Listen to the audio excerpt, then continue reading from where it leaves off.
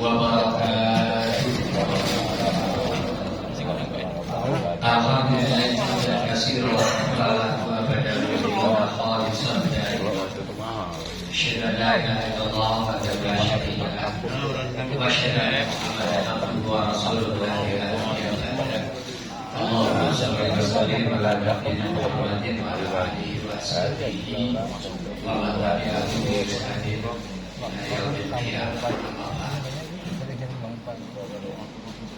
Jamaah subuh Masjid Al-Qohar yang dirahmati Allah. Setelah kita memanjatkan syukur kepada Allah Subhanahu wa taala dan berdoa salawat atas Nabi kita Muhammad sallallahu alaihi wasallam, maka di kesempatan yang Allah berikan di pagi ini dengan pertemuan kita yang terjadwal sebenarnya pekan ini jadwal untuk Ustaz Teguh, tapi Ustaz Teguh izin karena memang sudah ada jadwal terus menerus ada jadwal dari UI Masjid Sulama untuk safari subuh, dan subuh satu ini ke sosok saya. Besoknya baru sekitar dekat-dekat Raja Barat, Raja Timur dan seterusnya. Kayaknya Al-Qohar kebagian jadwal tanggal sekian nantinya ya. Mungkin akan diberitahukan seminggu sebelumnya, karena jadwal ini sampai di tanggal 6 November. Itu khusus komisi dakwah, komisi dakwah selama yang ketuanya Ustaz Teguh. Nah, saya di komisi dakwah tidak masuk dalam deret yang harus berangkat. Maka alhamdulillah ini untungnya hari Sabtu, hari Ahad, nah itu sudah padat.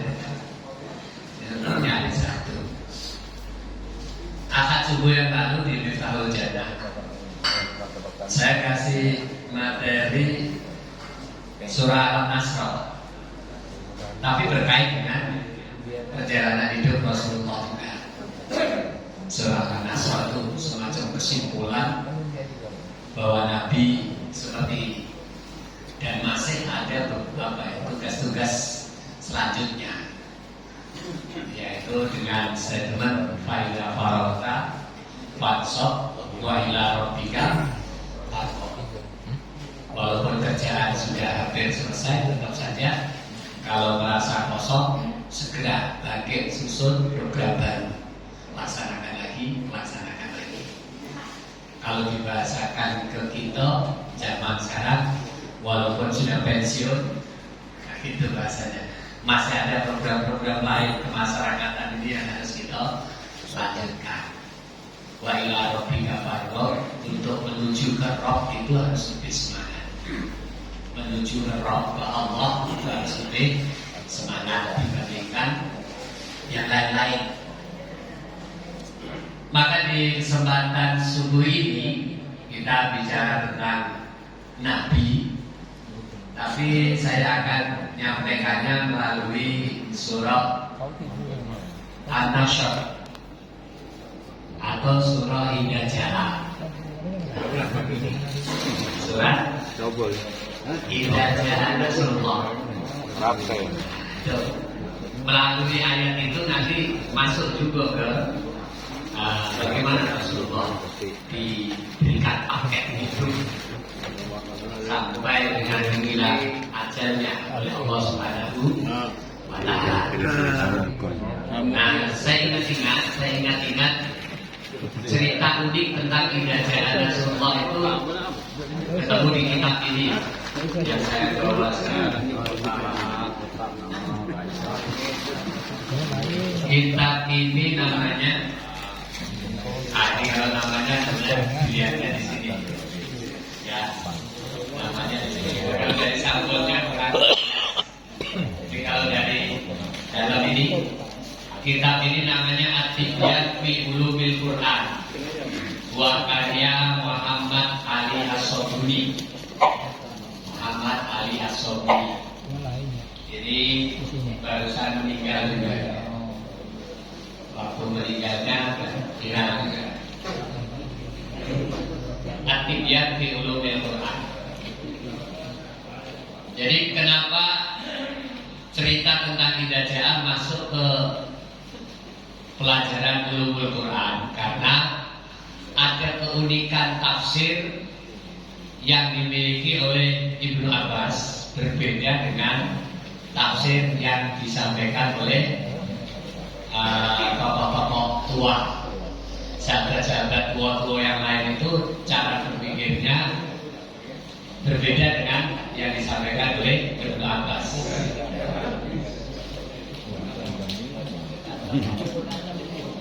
Ini salah satu cara saya untuk, walaupun diberikan beban materi tentang Maulid Nabi, tidak langsung fokus menyampaikan Maulid Nabi.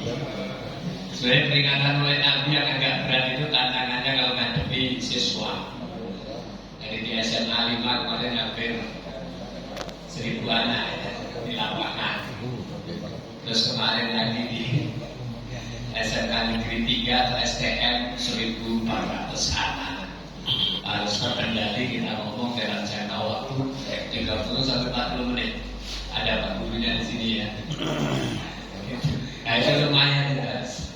Seperti apa kita mengemas materi Maulid yang menarik di para pelajar. Sama dengan di Al-Azhar ini 1200 siswa MTS dan Aliyah Maulid Nabi, nggak punya lapangan. Jadi separuh dalam masjid, separuh di luar masjid. Nah, itu tantangan sendiri buat penceramah. Kalau ngaji ini enak, kondusif, tenang. Makanya saya ngajinya agak dalam dikit. Gitu. Saya bacakan kisahnya. Rawahul Bukhari, Imam Bukhari dalam hadis menceritakan dari Sa'ad bin Jubair, dari Ibnu Abbas. Yang cerita itu Ibnu Abbas sendiri. Dia bilang, karena Umar yadkhuluni ma'as ya'i Badrin. Umar itu pernah ngajak aku masuk bertemu dengan golongan wong tua hebat-hebatnya, tokoh-tokohnya ahli Badr. Artinya yang pernah ikut perang Badar. Nah, tua-tua yang ikut perang Badar itu nggak main-main, sampai ada sholawat Badar di ahlil Badri, ya Allah. Jadi mereka memang punya kedudukan tersendiri. Nah itu oleh umat dihargai kelompok ini. Kelompok ahli Badar ini pernah ikut perang Badar itu dihargai, punya tempat tersendiri. Kalau misal umat itu punya namanya MPR gitu, mereka itu punya hak untuk masuk ke dalam anggota MPR, kehormatan. Nah rupanya di MPR ini Umar ngajak saya itu Ibnu Abbas. Saya pernah diajak masuk oleh Umar bin Khattab. Jadi ini waktu Umar jadi khalifah. Ya. Saya pernah diajak masuk. Faka'anna ba'duhum wajada fi nafsi. Maka seakan-akan ahli Badr yang tua-tua itu pada melihat dirinya. Pada melihat dirinya, itu terjemahannya kurang. Jadi rombongan ini rombongan ahli Badr. Terus tiba-tiba aja Pak Yunus dari pintu sana ngajak, sebutlah anak kecil, baru belasan tahun, digandeng, diajak duduk, diajakkan. Itu bukan kalau orang-orang ini melihat ke anak itu tidak setia, langsung melihat ke diri. Jadi, kami ini siapa? Yang tidak ada siapa? Jadi semua pada melihat diri. Aku itu orang tua, aku itu orang tua. ahli Badr. Jangan diajak Pak Yunus? Nah, gitu. Siapa yang diajak Umar? Itu diperhatikan oleh Ibnu Abbas. Walaupun itu heran-herannya bukan melototin Ibnu Abbas. Jadi melihat ke diri ini, jadi seakan-akan ada pesan, kamu ini kan tua-tua, ngapain kamu ngajak masuk ke sini? Anak muda, umurannya sama dengan anak-anak kami. Kalau kamu ngajak dia, apa anak-anak kami tidak diajak? Nah itu timbul pertanyaannya dalam kisah ini. Apa yang membuat Umar mengajak Ibnu Abbas? Tercetuslah ada yang salah satu dari ahli Badr itu menyampaikan semacam juru bicara, mempertanyakan kepada Ibnu Abbas. Pada data yaumin fa'adkhalani ma'ahum. Pokoknya suatu hari aku ini diajak untuk ngadep mereka, di keterangan lebih tegasnya lagi, dan saya diajak bergabung dengan mereka oleh Umar bin Khattab. Fima ra'aitu annahu da'ani fihim yauma idzin illa liyarahum. Dan rupanya saya baru tahu, saya diajak kumpul dengan mereka itu hanya mau dimintai pendapat. Karena Umar ini penasaran, kok semua tafsir tentang idza ja'a ma itu baik.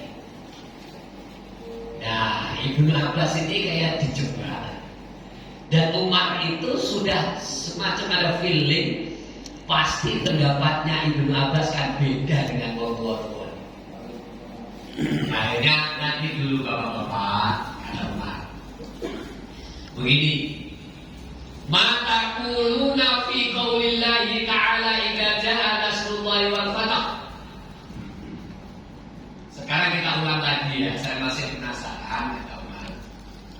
Apa pendapat kalian?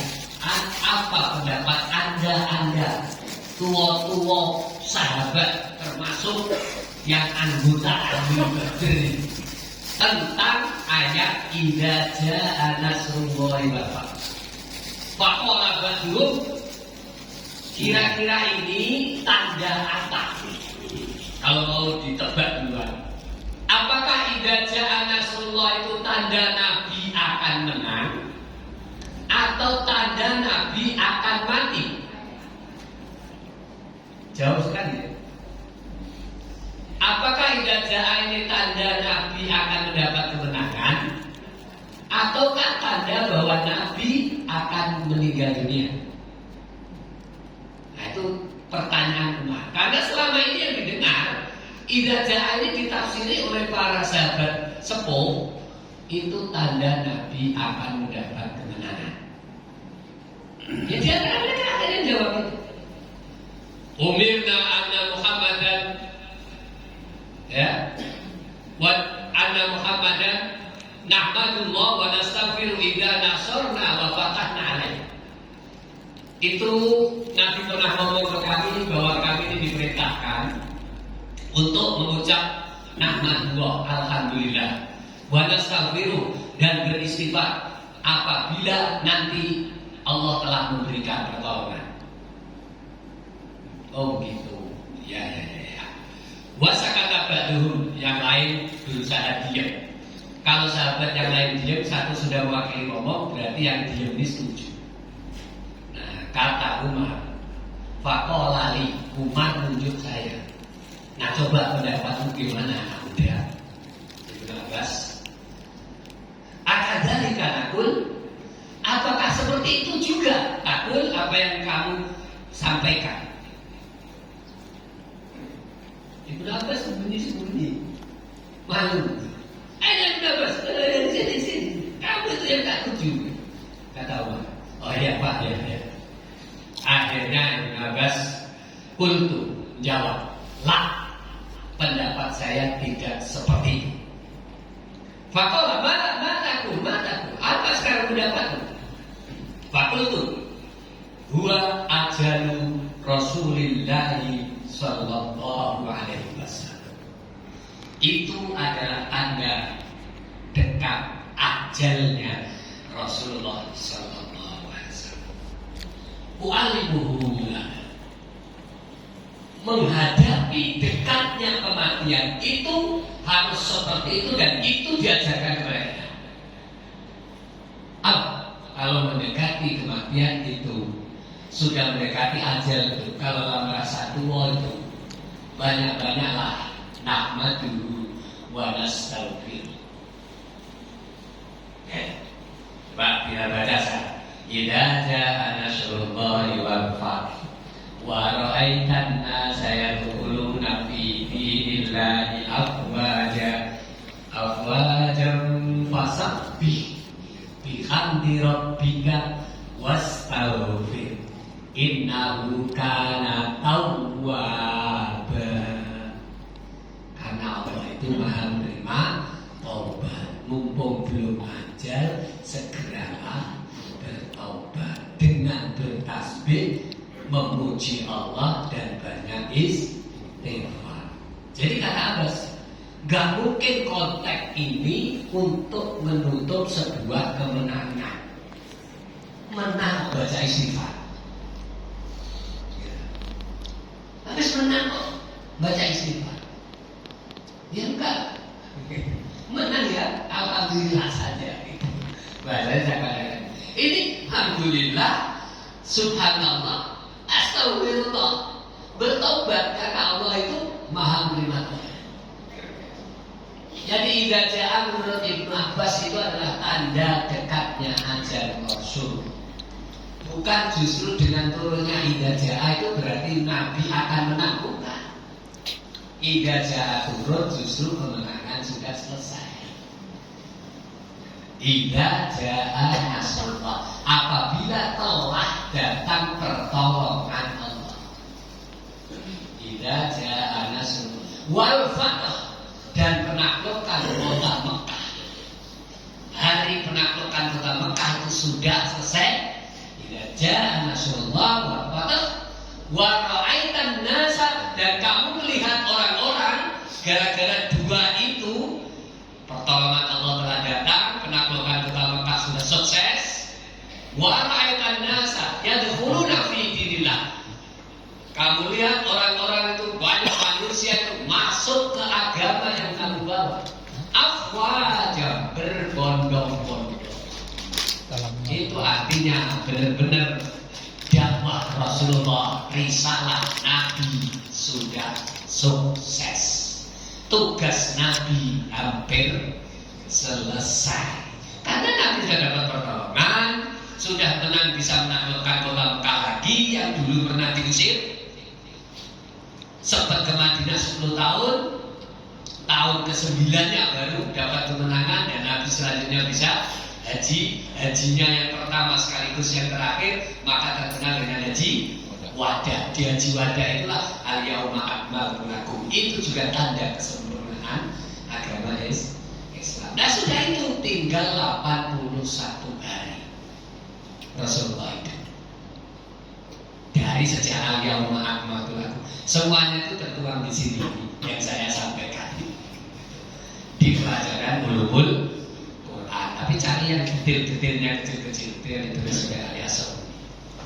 Bapak-bapak dan saudara sekalian dirahmati Allah, maka ada kemudian ulama berkesimpulan ini. Kalau seseorang itu sudah mengalami sedikit banyak tanda-tanda seperti Rasulullah itu, pertolongan Allah sudah datang, kemenangan sudah, kemudian apa misi kita hidup itu udah tampak. Contoh, misi hidup Rasul kan menyebarkan Islam ini bisa diterima oleh semua manusia. Ini di depan mata orang banyak berbondong-bondong masuk Islam. Wah, itu rasanya kan. Jadi kemudian dibuat satu kesimpulan filosofi, kalau seseorang sudah mengalami yang seperti ini, ya siap-siap. Siap-siap. Mantu sudah, buat rumah bagus sudah, PNS pensiun sudah, pensiun masih dipakai orang, ada misi tertentu. Katakanlah hanya kita hidupnya ada sedikit, ada kebanggaan-kebanggaan tertentu gitu. Sudah, kalau nikmat itu sudah kamu rasakan sempurna, berarti disitulah bentar lagi ajal akan tiba. Ini sudah sampai tua, nggak mati. Berarti masih ada bagian-bagian kecil yang belum ditunaikan. Atau filosofinya dibalik. Kalau seseorang sudah meninggal, itu artinya nikmat Allah sudah sempurna buat dia. Nggak ada yang kurang. Coba jangan diukur dengan orang lain. Sehingga kadang-kadang menjelang itu kayak puncak-puncaknya, puncak bahagianya di situ. Ya mohon maaf, jangan dibandingin ke orang lain. Demam itu baru 1 loh Pak. Anaknya masih 3 lagi. Ya anak 3 lagi itu dibebankan ke orang lain. Buat dia sudah selesai makan 1 kan. Benar-benar bahagianya. Nah itu kadang-kadang. Ya ini sudah refleksi pada saya sendiri. Gak bahagianya mantu anak pertama. Dan kita gak tahu isyarat itu gak tahu. Karena gak sampai 6 bulan. Nunggu cucu lahir aja dia. Nah gitulah kira-kira. Sempurna kayak sempurna. Dan tanpa sengaja itu kemudian bermaaf ya. Mesti yang lain-lain, saudara-saudaranya, pamannya berkomentar. Oh iya, dia ini paling sempurna di antara sekian banyak nikmat. Saya sulah punya kanker dan itu menyebabkan kankernya meninggal itu. Tapi walaupun dia mengidap kanker yang tidak tahu itu karena kanker zina, baru terpancing, itu alasan Allah saja. Kadang-kadang hanya melalui tipes gitu. Langsung apa namanya, sel darah putih kita kurang dan seterusnya gitu kan. Ya. Tapi kita setelah meninggal itu diamati. Dia punya penyakit seperti itu walaupun tidak terdeteksi, dan ternyata penyakit ini paling parah di antara saudara lain, karena yang lain juga punya nyimpan ini macam-macam. Yang agak mirip-mirip basisnya itu ke darah itulah. Yang lain-lain itu dibandingkan dengan 3 orang yang lain sampai menyebabkan gak punya keturunan. Ini sudah ada kanker kok masih punya anak, melahirkan sampai 6 kali. Misalnya gitu. Itu kan nikmat. Berarti lebih sempurna dibanding adik-adiknya, ayunya, bule, dengan sakit yang agak mirip-mirip. Dan mereka masih hidup. Tapi berubah terus. Ada yang kista, ada yang kanker payudara, ada yang gini di sekitar kehidupannya. Sekali nikmat Allah sampai puncaknya, Allah mengambil. Kalau mau buat filosofi kesimpulan seperti itu. Yang enaknya yang pertama apa yang kedua? Kalau seseorang sudah merasakan nikmat ini sempurna dalam kehidupannya, mulailah berpikir, saya harus pasang kuda-kuda, bahasa lain mapan, untuk kemudian meniru Rasulullah. Fasabbih bihamdi rabbika wastaghfir innahu kana tawwaba. Kalau ini idza jaa ini sebagai tanda kemenangan, mestinya bukan innahu kana tawwaba. Sesungguhnya Allah itu maha menerima taubat, tidak. Sesungguhnya Allah itu penolong, sesungguhnya Allah itu maha memenangkan. Ini enggak. Berarti perkara kemenangan, perkara pertolongan Allah itu sudah terjadi. Idza jaa ini ada tinggal menyimpulkan. Kalau itu semua sudah terjadi, maka tugasmu tinggal ini. Di alam nasrah kita buat kesimpulan baru saat perjuangannya. Dan Nabi memperjuangkan Islam itu tidak mudah. Sampai dadanya sempit, kenapa mesti harus dilapangkan oleh Allah? Sampai beban pundaknya begitu berat, sampai harus kemudian diangkat oleh Allah. Tapi karena Nabi punya ketahanan mental yang bagus memperjuangkan Islam, walaupun harus dada sempit, walaupun harus tertatih-tatih memikul beban itu, Allah masih memberikan keunggulan-keunggulan yang lain.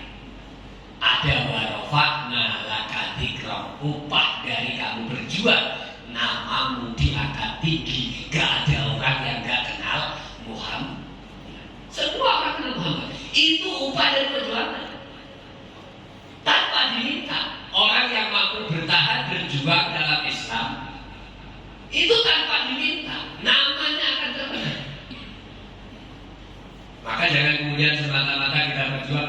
disebut sebagai pahlawan. Tidak. Biarkanlah orang mencatat kita jadi pahlawan atau tidak. Yang penting kita berjuang. Dengan sendirinya Allah akan rafa'na laka dzikrak. Kalau sudah namamu terkenal, fa inna ma'al usri yusra. Pahami bahwa di balik satu kesulitan pasti ada dua kemudahan, itu yang akan masuk. Di balik satu kesulitan pasti ada dua kemudahan. Jadi walaupun sesulit apa kamu memang memperjuangkan Islam ini, tetap jalani. Kesulitanmu akan dibayar dengan dua kemudahan. Musibah yang menimpa kamu akan dibayar dengan dua kebahagiaan. Wujudnya apa kadang kita nggak tahu, masih misterius. Tapi begitu nanti dapat, oh ini barangkali buah dari sabar. Ini barangkali buah dari sabar. Ya Allah, kami tidak tahu membaca isyarat-isyarat kamu. Memang manusia ini bodoh. Rabbana dzlamna anfusana fa illam taghfir lana lanakunanna minal khasirin. Itu doanya Nabi Adam ketika terusir dari surga gara-gara dia sedikit menuruti rayuan syaitan untuk mendekati buah khuldi. Dan yang menunjang adalah karena dia punya istri yang merengek-rengek terus minta dipetikkan buah khuldi. Mungkin kalau Adam sendirian mampu bertahan kali ya. Rayuan setan atau rayuan istri. Nah itulah kadang-kadang itu nambah anggota itu nambah juga beban berat. Ya, tapi dibalik beban berat pasti ada pahala berlipat. Salah satunya dibalik satu kesulitan ada dua kemudian. Ya risiko waktu di surga nyewean sepi.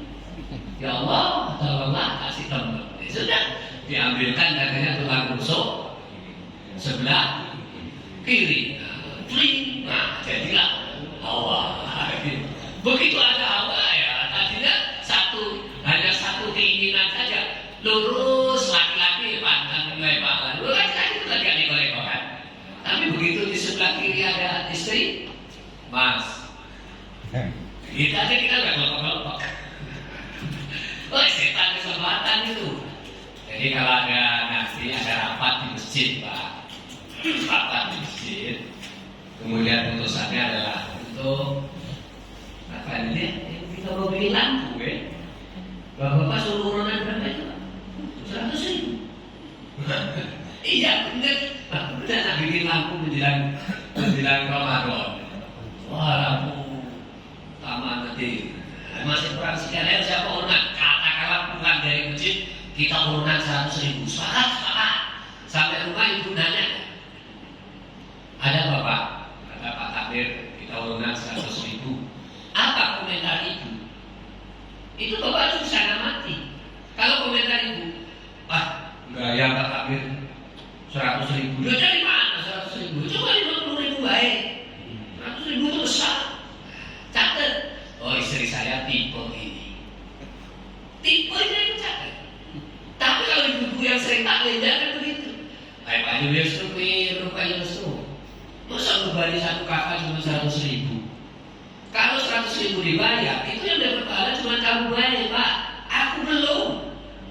Berarti harusnya 200.000 dong. Bapak 100, saya sebagai ibu, istri Bapak 110. Nah itu tipe yang begini mendekati Siti Khadijah. Kalau ada 2 ada 3, sedang nggak Pak?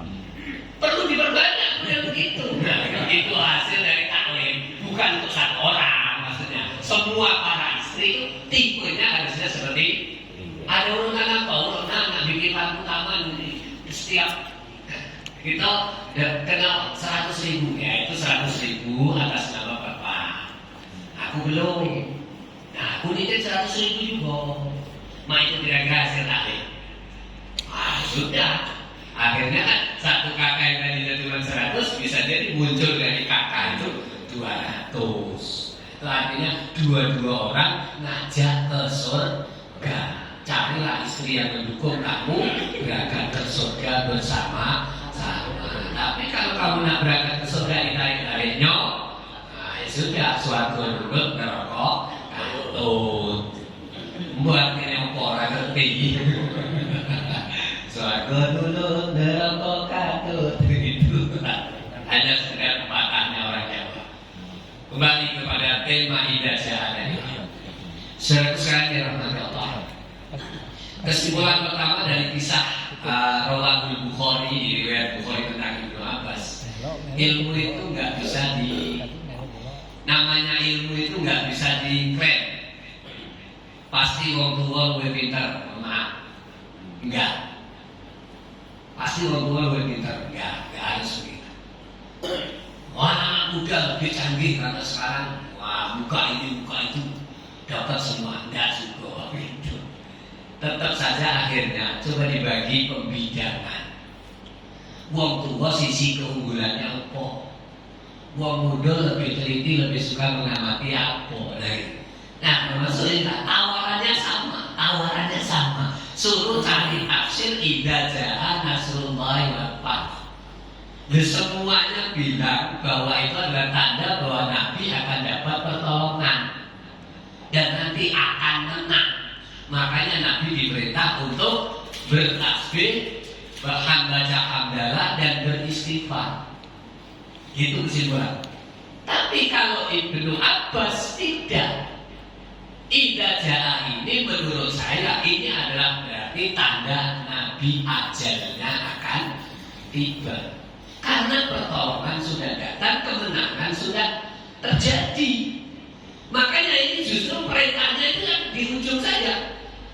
Mendekati ajal itu yang tepat adalah banyak-banyaklah bertasbih, banyak-banyaklah baca hamdalah, banyak-banyaklah terutama beristighfar. Kesalahan Nabi apa? Nah, ini akhirnya tafsir modern. Tafsir modern kita buka.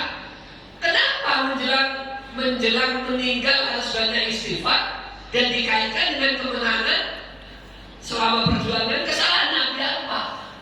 Siapa tahu pada saat kamu berjuang, ya, memperjuangkan Islam itu kadang-kadang ada letupan-letupan ambisi, sehingga kemudian ambisimu menyinggung orang lain.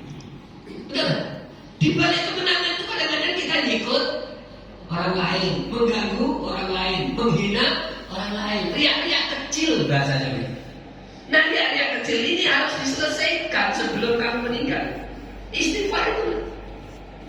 Contoh riak kecil, Nabi waktu mimpin perang itu naik kuda, itu kudanya karena ingin dipacu cepat, Nabi ingin di depan, itu sampai dibunyikan cemetik, juder, gitu. Pernah itu Nabi itu, dan Nabi merasa biasa saja, nggak ada masalah. Rupanya menjelang tinggalnya Nabi ada satu sahabat,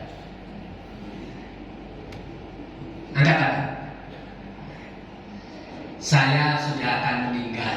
Siapa di antara para sahabat yang pernah saya dolimi, yang pernah saya sakiti, saya tolong kamu jujur terus terang. Karena saya harus minta maaf. Jangan ada tertinggal satu pun yang tidak memberi maaf ke saya. Tolong, gak ada Nabi, gak ada Nabi. Nangis semua, gak ada. Gak mungkin Nabi salah sama kami. Satu orang, saya Nabi, saya mau mengutarakan ada kesalahan Nabi kepada saya. Ya silakan saya. Ini juga ambil digocok ini. Macam-macam dengan ini. Loh iya, kata Nabi kan suruh jujur. Sudah, biarin. Maju sini. Sampaikan. Nabi ingat gak waktu perang Badar? Nabi itu memacu kuda dengan cemetik. Biar lari kencang. Sadar gak bahwa Nabi waktu dia begini nih, ujung cemetik Nabi itu menai dada saya. Dikira. Tapi kamu gak ada guriku. Tak kira kamu gak di belakang. Aku pas ada di bawah kuda Nabi. Oh gitu ya. Masya Allah. Nah sekarang saya ingin balas. Syarat memaafkan begitu ya. Kalau ada hubungan dengan sesama manusia, balikkan haknya. Ya silakan. Apa kamu menuntut hakmu apa? Aku kena cemeti, ujung cemeti kan, kena di dada. Nah sekarang mana aku ambil cemeti, nak udarkan juga di dada kamu. Ya silakan kata Nabi. Woi tambah ini tambah mau coba ya Pak. Umar bin Khattab. Ya silakan cepat saja. Oh nanti dulu aku waktu kena cemeti itu dadaku ini terbuka nanti aku telanjang dada nggak pakai baju. Terus kamu nak cemeti aku nggak pakai baju? Ya iyalah sama. Dibuka sama Nabi, wah tambah marah itu. Dibuka sama Nabi, dadanya terlihat. Wah semua orang sudah mau nyerang orang ini. Nanti tenang saudara-saudara, tenang aja kamu itu. Nggak usah dikasih hak Nabi. Mundur. Semua mundur, kesempatan itu cemeti dibuang, dipeluknya dada Nabi itu diciuminya. Kapan lagi bisa nyium dada Nabi? Yang lain, orang ini kira-kira akal-akalan atau beneran? Akal-akalan atau beneran? Beneran, tapi dibuat kesempatan. Diciuminya dada Nabi. Nabi, alhamdulillah, sebagaimana sabdamu, siapa yang pernah bersentuhan dengan kulit Nabi tidak bakalan masuk api neraka. Ajak aku Nabi ke surga. Dijawab oleh Nabi, iya Ukasah. Iya Ukasah, kamu akan masuk surga bersama saya. Masya Allah, pengen jadi Ukasah. Oh, akhirnya doa Ukasah. Jadilah umat Muhammad yang baik, walaupun tidak bisa mencium dadanya, gitu. Tapi setidaknya kita pernah bersentuhan dengan agama Rasul. Dan mohon mudah-mudahan dimasukkan golongan umat Muhammad. Saudara-saudara, jadi istighfar di ujung-ujung hidup itu penting. Dan istighfar itu kadang-kadang kemudian memori kita juga muncul. Saya pernah salah dengan siapa? Saya pernah kalah dengan siapa? Dan ini harus diamati anak atau cucu. Kalau sudah orang tua itu ngomong, nyebut satu nama saja segera cari. Mumpung dia masih ingat. Menjelang ajal saya nyebut Pak Haruji. Langsung harus. Siapa Pak Haruji itu Bang? Itu teman aku di Indo. Apa ingat? Ya aku punya salah dengan Pak Haruji. Saya minta itu belum pernah bayar. Ya tahu karena dia waktu itu tidak ngasih harga. Titiran. Saya pernah minta ayam satu, tidak mau ngomong, bayar. Jangan itu, yang satu harga 1 juta, yang satu 500, 1,5 juta. Kalau kamu kesana, nah anaknya segera dikirim, nemuin Pak Haruji. Wah, tidak main itu aku dengan ayah kamu tuh. Ya kalau enggak, bapak harus datang ke rumah. Anak, bapak saya sudah sakit parah, nyebut-nyebut terus sama bapak.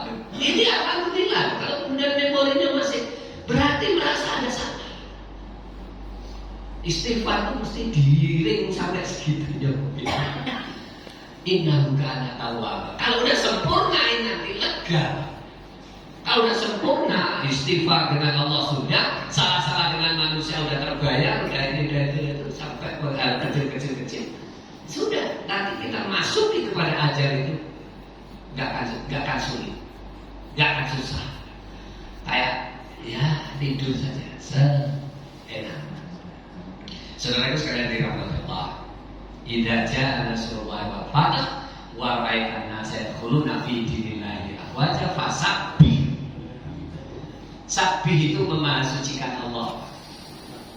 Bihamdi rabbika, memuji Allah, hamdalah. Kemudian wastaghfir. Kalau mau kita rangkai, tiga ini menjadi gerakan kita di akhir hayat.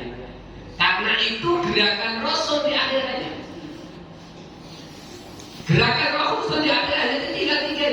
Fasabbih, memahasucikan Allah. Pengertian memahasucikan itu salah satunya adalah Allah itu maha suci, jangan diduakan. Allah itu maha suci, jangan pernah suudzon. Banyak kita ini yang jelek sangka ya. Mestinya harus belajar. Paling nggak 2 itu berarti. Subhanallah, subhanallah, subhanallah, subhanallah. Sambil ucapan ini meluncur di mulut, Pak, pahami maknanya. Subhanallah, maha suci Allah, maha suci Allah. Kalau tidak kemudian ditafsir sampai 3. 1, Allah itu maha suci, jangan diduakan, jangan syirik. Allah itu maha suci, tidak pernah salah. Maka jangan kamu buruk sangka sama Allah. Wes salah, wes. Aku udah sholat 5 waktu. Gak kaya-kaya. Orang yang gak sholat rata-rata kaya. Apalagi nyebut etnis. Ada orang nyebut etnis ya. Itu kaya semua. Tokonya gede-gede. Ada yang nyebut etnis. Salah. Memang sholat kita minta kaya. Sholat ya sholat. Sholat ya sholat. Paling tidak nggak ada kalimat sholat minta kaya juga. Sholat itu adalah minta ketenangan. Ala bidzikrillah tatmainnul qulub. Sholat itu adalah komunikasi kita dengan Allah. Terus sholat itu adalah tanda adil fasari wal munkar. Misalnya begitu. Nggak ada sholat biar kaya kan? Berarti ada yang salah. Tapi kebanyakan begitu. Kita suudzon sama Allah, bukan husnudzon. Yang ketiga, kalau Allah maha suci, selain Allah tidak ada yang suci. Nah, di sini makna ketiga. Kalau Allah maha suci, berarti selain Allah tidak ada yang suci. Kita manusia semuanya tidak ada yang suci. Setan itu kalau tidak bisa mengganggu kita dari ahli ibadah, kemudian berhenti tidak ibadah. Kalau nggak mampu menggoda seperti itu, celah setan tinggal 1. Bisa nggak kira-kira kita ini masih terganggu oleh setan yang biasa rajin ibadah begini, kemudian malas ibadahku, sudah rajin subuhan begini, mulai besok nggak usah subuhan lagi, apa gunanya? Nggak ada, nggak mampu setan goda kita untuk itu. Tapi setan masih punya celah 1. Apa? Dihembuskannya ujub kesombongan. Akhirnya kita, wah, gak ada kampung ini, blok ini yang paling rajin duluan ke masjid subuh-subuh. Ampunilah. Sudah aku coba teman-temanku itu, aku kedor pintu masih juga indah. Ampunilah sebelum. Ya, minta maaf Pak Yuyus. Ada celah untuk kita ujub, sombong, riya. Ditambah dengan merasa paling benar sendiri.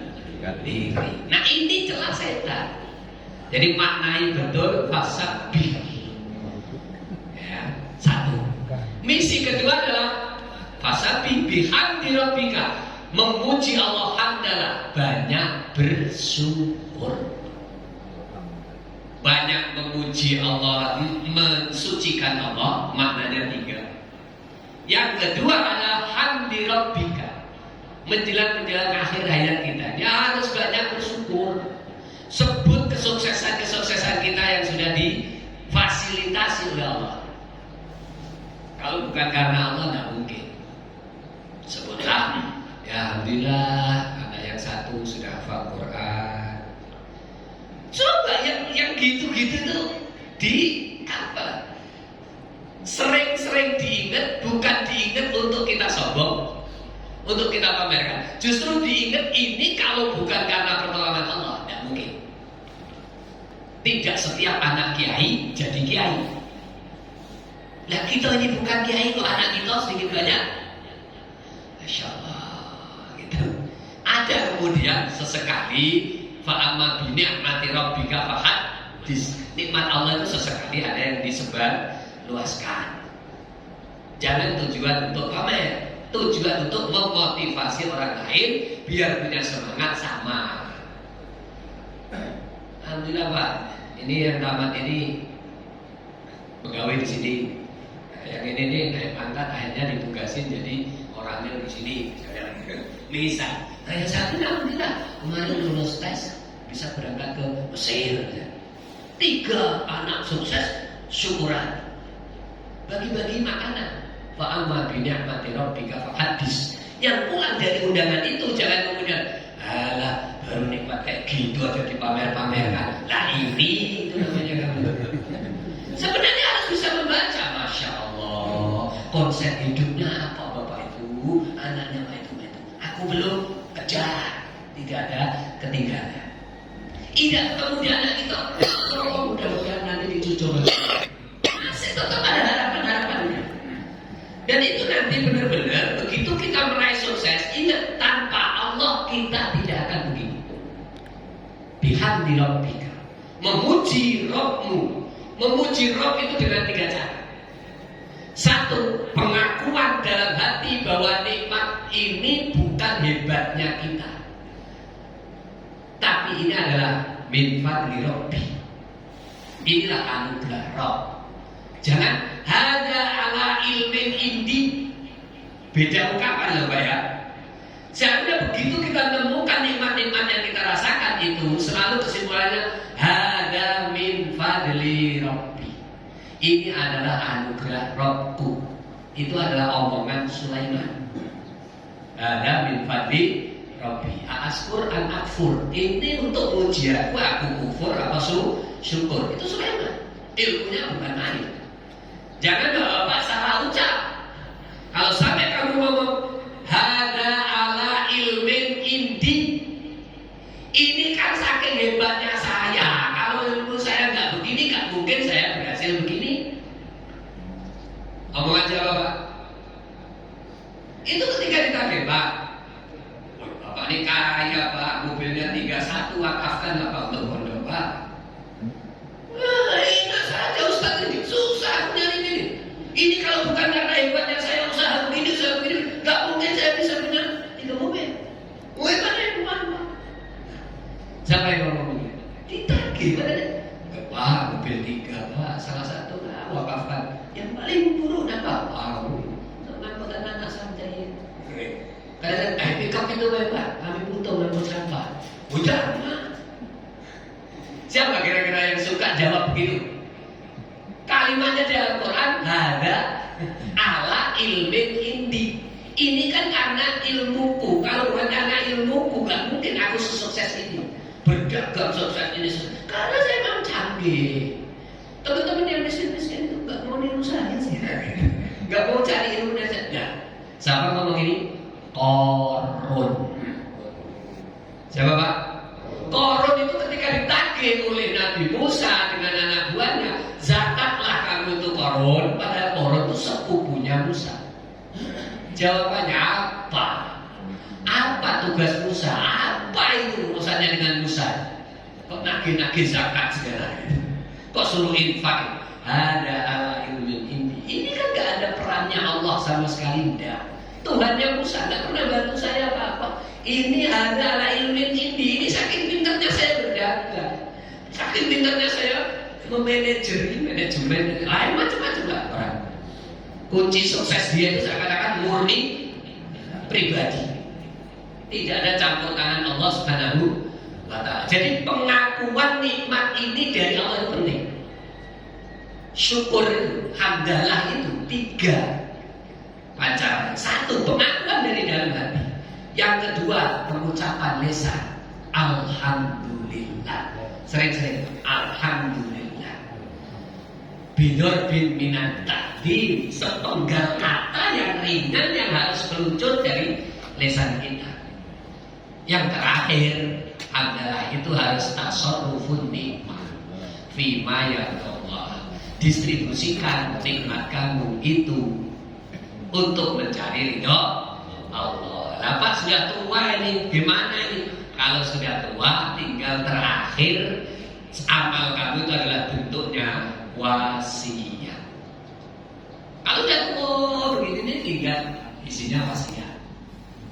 Ya sedekah sudah, ini sudah. Hitung-hitung lagi harta saya. Masih apa lagi loh? Senjata kita terakhir itu Pak, wasiat untuk menghadapi anak-anak kita. Tulis wasiat. Suruh tanda tangan 2 saksi. Nah salah satu saksi ini nanti pesenin. Saya tulis wasiat ini, antum berdua tanda tangan. Kalau aku duluan, tolong Pak ya. Nanti di rumah saya simpan di sini. 2 orang dikasih kan. Tahu-tahu kita bertiga ini salah satu saksi tinggal duluan. Oh ini tinggal 1 saksi. Wah jangan Pak, jangan maling duluan. meninggal juga cari orang. Saya pernah berwasiat disaksikan oleh ini dan ini. Cari, kamu bagian nyimpen ya. Nah, tanda tangan dulu di sini. Saksi ketiga. Penting Pak. Begitu kita meninggal, orang yang kita amanahi tadi tinggal buka wasiat itu. Apa maksud saya? Karena kalau tidak nulis begitu, maka harta kamu akan menjadi bagian waris oleh anak-anak. Kasar ngomong, rebutan waris anak-anak kamu. Tidak ada yang tersisa. Padahal sebelum meninggal kamu nulis wasiat, maka walaupun kamu meninggal, wasiat itu wajib ditunaikan. Wasiat bukan untuk ahli waris. Lah wasiat ahli waris, gak ada lagi untuk ahli waris itu dikasih wasiat, gak ada. Sudah cukup warisan itu. Sasaran wasiat itu bukan untuk ahli waris, untuk lembaga atau untuk orang berjasa yang menurut kamu penting untuk dikasih. Tapi wasiat tidak boleh lebih dari 1/3. Kalau kamu setuju kata Ibnu Abbas, menurut pendapat Ibnu Abbas yang ahli tafsir ini, 1/4 sajalah. Jadi Islam itu bijaksana. Menjelang kamu meninggal, tidak punya usaha lagi, rasa-rasa harta tidak akan bertambah, maka kemudian amal terakhir itu wasiat. Wasiyah lil walidaini wal aqrabin. Orang boleh, tapi orang yang tidak memungkinkan dia dapat waris. Siapa? Bisa jadi orang berjasa, anak angkat, saudara angkat, berjasa betul. Begitu. Atau lembaga. Saya bikin salah satu kebun saya ini nanti menjadi penunjang ekonomi pondok pesantren. Kita cuma punya 4 hektar. Diwasiatkan 1, berarti 1 hektar untuk pondok pesantren. Hasilnya silakan. Wasiat memberikan 1 hektar. Boleh nggak kalau kita punya 4 hektar, 1 hektar untuk pondok diwasiatkan? Boleh, karena hanya 1/4. Wasiat tidak boleh lebih dari 1/3. Kalau mau ngamal di akhir-akhir hajat tinggal itu. Ini dialog orang calon penghuni surga Sa'ad bin Abi Waqqas. Calon penghuni surga menjelang meninggalnya. Pinginnya seluruh hartanya dikasihkan anak Nabi. Enggak. Kamu enggak punya anak. Punya Nabi anak cuma 1. Ya walaupun 1 kan tetap anak. Jangan kamu tinggalkan dia karena miskin. Seluruh harta kamu kasihkan agama. Nanti anakmu miskin gimana? Ya kalau gitu setengah deh Nabi. Oh jangan, setengah itu kebanyakan. Wah Nabi, anakku cuma 1. Iya. Kamu ini sudah mau mati. Kalau kamu masih segar bugar, habis hartamu untuk agama, terserah. Karena setelah ini masih bisa nyari lagi. Itu contoh Utsman. Terus siapa lagi? Abdurrahman bin Auf. Itu modelnya gitu. Banyak orang kaya-kaya di sekitar Nabi habis untuk perang. Nyari lagi. Karena mereka pintar pasar. Dagang pintar. Ngumpul lagi gitu. Habis-habisan tidak apa-apa kalau masih sehat, segar bugar. Ini kamu udah mau mati. Saat bin Abi Waqqas. Nah akhirnya nyebut seluruh gak boleh, nyebut setengah gak boleh. Akhirnya nyebut fasulus as-satru la fasulus. Akhirnya as-sulus wasulus kasih. Ya udah 1/3. 1/3 itu sebenarnya udah kebanyakan. Karena ada kalimat 1/3 itu sudah kebanyakan, maka Ibnu Abbas berpendapat baiknya wasiat itu 1/4 biar tidak kebanyakan. Kalau kebanyakan nanti fitnah juga ya. Anak-anak yang bagian warisan gara-gara berapa wasiat bagianku jadi yo masih ada runtuhan lagi. Kita tinggal dirutuhi anak. Kalau pingin amal-amal terakhir. Itulah 3 cara kita nahmadu fasabbih bihamdi rabbika. Tinggal 1, wastaghfir dan beristighfar.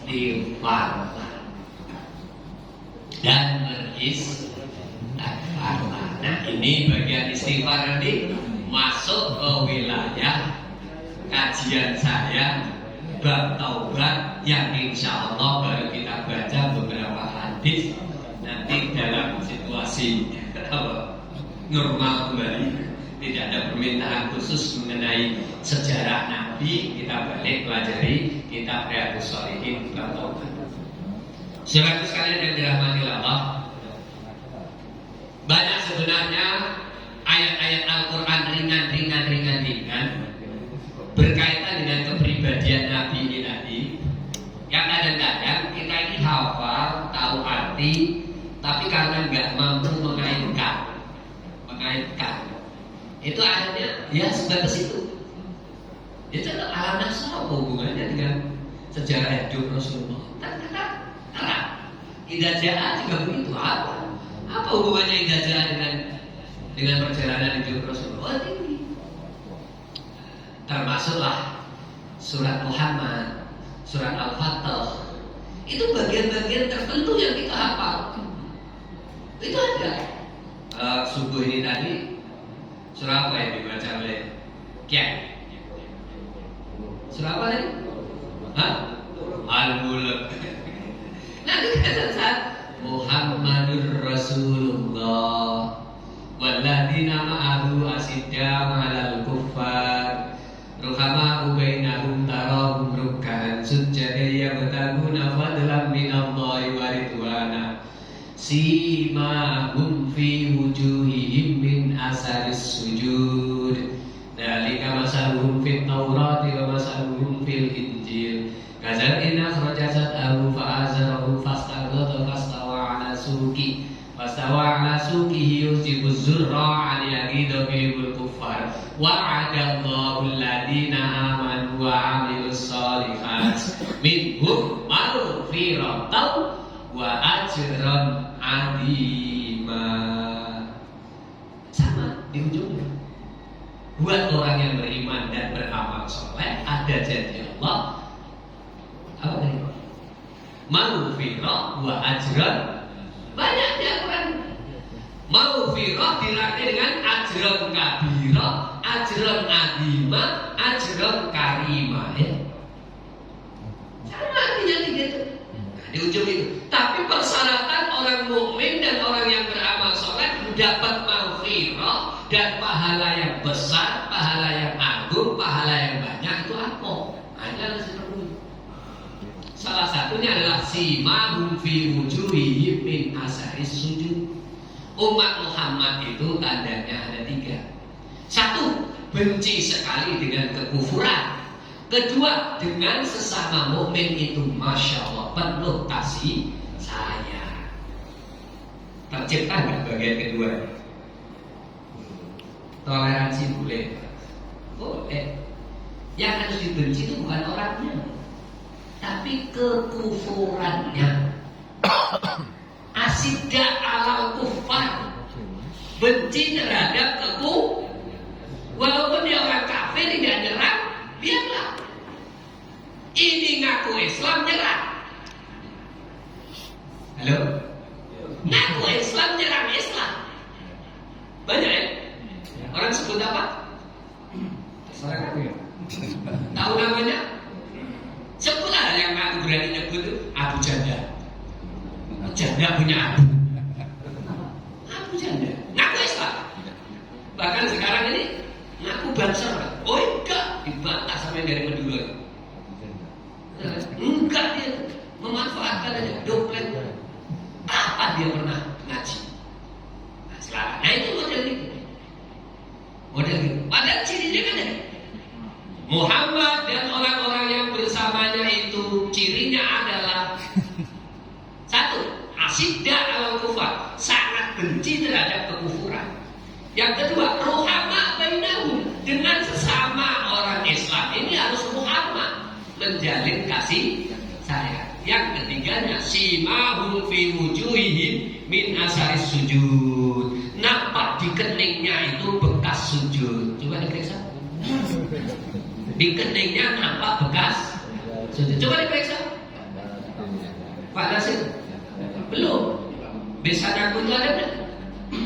Kalau kurang ada, ambil batu, gosok-gosok. Itu bukan begitu, Pak. Simahum fi wujuhihim min asaris sujud. tampak di keningnya itu, di wajahnya ini, simahum fi wujuhihim min asari sujud, dari bekas sujud. Tampak di situ ada tanda dari bekas sujud. Apakah bekas sujud itu memang harus ada di sini? Tidak usah kamu ada-adakan, dengan sendirinya ada, betul nggak? Ya Pak Muiz ya. Kalau orang sudah tahajud malam dari waktu kan, malah kadang-kadang nangisnya itu waktu subuh. Lama tidak sujud kamu? Lama-lama di sini ada nggak tanda-tanda? Nggak usah kamu usah nggak usah kamu tandain secara otomatis. Kalau perlu jangan pakai sajadah yang terlalu empuk lah. Sajadah lelean, kasar-kasar biar cepat membekas. Sebenarnya maknanya tidak begitu Pak. Sujud ketundukan, ketaatan pada Allah. Setiap gerakan kita taat pada Allah itu pasti membekas, punya pengaruh moral terhadap diri. Itu maksudnya. Dan itu tampak di wajah. Kalau ada orang ngaku Islam, ahli ibadah, tukang sujud, kok wajahnya ketemu orang kayak enggak? Ya sudah, ini mana sih mahum fi wujuhihim min asari sujud? Dan itu ciri tiga tadi sudah tergambar di Taurat dan Injil. Masaluhum fit Taurat dan Injil sudah tergambar bahwa nanti umat Muhammad akan begini. Nah, jadi yang belum nampak sekarang ini adalah ruhama bainahum. Dan ini tidak akan pernah dibiarkan oleh orang Yahudi. Umat Islam bersatu saling kasih sayang sama mereka, tidak peduli lagi golongan ini itu. Kalau sudah sampai tercapai benar-benar benar. Dan itu kalau misal tambah lagi dengan baca-baca tentang isyarat-isyarat akhir zaman, itu akan munculnya dari timurnya. Ketika itu diprediksi dari Filipina kecil, dari Malaysia kecil, yang paling kuat itu akan diprediksi ini muncul dari Indonesia. Jadi orang Indonesia muslimnya banyak dan kemudian golongannya banyak, ini kesempatan orang Yahudi untuk mengkacaukan supaya mereka tidak bersatu. Supaya bersatu ruhama bainahum tercapai, kemudian dalam kehidupannya ibadah ini berpengaruh dalam kehidupan sehari-hari. Ibadahnya punya pengaruh. Simahum fi wujuhihim, wajahnya itu cerah ceria, ada bekas sujud. Atau bahasa lain Pak, seganteng-gantengnya orang gak pernah wudu, dengan sehitam-hitamnya muka orang tapi ahli wudu, beda. Rasakan sendiri. Rasakan sendiri. Punya tetangga non muslim gak mungkin dia wudu, sebenarnya ganteng tapi kok rasa gimana ya? Sesekali berangkat umroh ketemu orang Somalia, agak kaluci sekali foto dengan orang hitam banget, bandingin kulit ternyata masih hitam, kawannya kita masih biasa ya. Tapi kamu lihat memang kulitnya pigmennya seperti itu, tapi apakah tampak di situ tuh busam gitu? Enggak, karena sering tak sedang wudu. Dan siraman wudhu ini nanti di hari kiamat akan berpencar lagi, menyala lagi, bersinar lagi. Maka panjangkanlah bekas sinar wudhu. Panjangkanlah bekas sinar wudhu. Caranya dua, lebihkan. Jangan ingin bercahaya nanti di hari kiamat bekas wudhu. Lebihkan, jangan pelit-pelit. Sampai sikunia. Lebihkan Pak, satu. Yang kedua, ada berpendapat jangan segera dilap, jangan segera diadui, biarkan dia air itu masuk ke dalam pori-pori, dan itu fungsinya untuk kesehatan juga. Di muka, muka banyak. Tisu, muka muncul. Biarin tuh bekas air wudhu.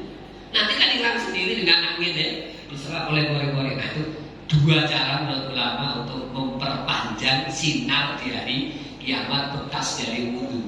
Itu baru yang dohir. Yang kita inginkan simahum fi wujuhihim itu adalah batin. Mari kita wujudkan. Kita mengaku umat Muhammad, bersolawat yang betul. Betul, salah satunya dengan bersolawat. Mari, oh mari baca solawat Nabi agar kita semua mendapat syafaatnya dari Nabi Muhammad, Rasul pemimpin umat. Gimana? Kan pastinya. Marilah hai kawan, 12 Rabiul Awal jatuh pada hari Isnin. Nabi Muhammad dilahirkannya 571 Masehi. Terus di kota Mekah pada tahun Fil. Marilah kita. Ada artinya? Kalau di sini ada kan, mari bersolawat Nabi, mari baca sejarah Nabi, mari teladani Nabi, kan? Mari baca berjanji, monggo. Oh, itu ungkapan ekspresi cinta Anda pada Rasul. Mari sholawat Nabi, mari baca berjanji, mari mencintai Nabi, mari baca sejarah Nabi. Salah satunya peringatan. Mari teladani Nabi. Mari kita berusaha untuk mencirikan diri sebagai umat Muhammad. 3. 1. Sangat benci dengan kekufuran. Jangan pernah balik kekufuran, sama dengan bencimu kalau nanti masuk neraka. Yang kedua, bersama orang-orang yang sesama muslim ini harus saling kasih sayang, bersatu. Yang ketiga, di wajah kita harus nampak hasil kita sujud kepada Allah Subhanahu wa ta'ala. Simahum fi wujuhihim min asaris sujud. Dari sekarang kalau udah ngerti tafsirnya, mulai besok jangan mandangi kawan, lihat dari batuknya aja.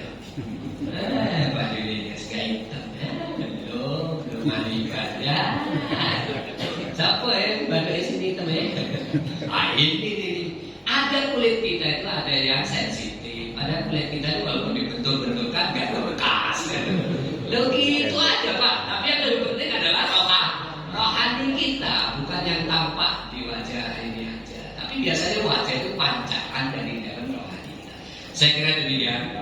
Silakan nanti dibuka lagi Idza Nasrullah. Yang saya ceritakan nanti adalah kelebihan Ibnu Abbas dibanding dengan sahabat-sahabat yang baik dalam menafsiri ayat ini. Sahabat yang lain bilang itu tanda akan menang, tapi kata Ibnu Abbas menangnya sudah, itu tanda ajalnya Nabi. Maka orang kalau mau ada belajar 3 gerakannya: bertasbih, hamdalah, dan beristighfar. Yakin Allah menerima tobat. Kesimpulan, ajalmu tidak menunggu tobatmu selesai. Belum tobat juga kalau mau ajal, ya ajal. Ajalmu tidak menunggu kamu selesai tobat. Belum tobat pun kalau mau ajal, ya ajal. Maka jangan pernah terlambat untuk bertaubat. Itu ajalmu tidak menunggu kamu sudah bertobat. Belum tobat pun kalau mau ajal, ya ajal. Semoga kita dimatikan oleh Allah Subhanahu wa ta'ala dalam keadaan husnul.